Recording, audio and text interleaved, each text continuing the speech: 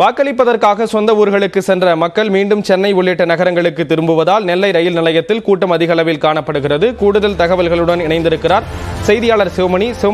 போதுமான ஏற்பாடுகள் செய்யப்பட்டிருக்கிறதா? விவரங்களை பதிவு செய்யலாம். நிச்சயமாக வெள்ளி, சனி, ஞாயிறு, வெள்ளிக்கிழமை வாக்குப்பதிவு என்ற நிலையில வெளியூர்களில் இருந்து, சென்னை உள்ளிட்ட வெளியூர்களில் இருந்து சொந்த மாவட்டத்திற்கு திரும்பிய மக்கள் மீண்டுமாக தாங்கள் பணியாற்றக்கூடிய இடங்களுக்கு திரும்பி வருகிறார்கள்.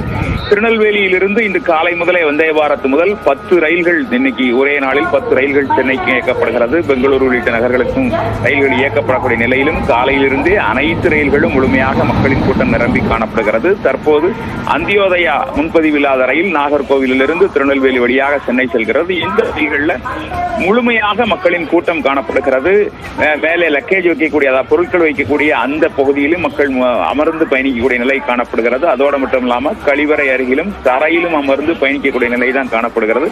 10 ரயில்கள் இயக்கப்பட்ட போதும் கூட ஏராளமான மக்கள் சொந்த ஊருக்கு வந்து தங்களுடைய ஜனநாயக கடமையை ஆற்றுவதற்காக வந்துவிட்டு 3 நாட்கள் விடுமுறையையும் கழித்து இங்கிருந்து செல்லக்கூடிய நிலையில ஏராளமான கூட்டம் அப்படிங்கிறது காணப்படுகிறது. பேருந்து நிலையங்களிலும் கூட்டம் இருந்த போதிலும் கூட இந்த ரயில்களில் வந்து பயண கட்டணம் குறைவு என்ற நிலையில ரயில்களில் பயணிக்க மக்கள் விரும்புகிறார்கள். இதன் காரணமாக கூட்டம் அப்படிங்கிறது மிக அதிகமாக காணப்படுகிறது. தொடர்ந்து மக்கள் தரையில் அமர்ந்தும் பயணிக்கக்கூடிய நிலைதான் காணப்படுகிறது. ஸ்ரீராம், விவரங்களை வழங்கியதற்கு நன்றி சிவமணி.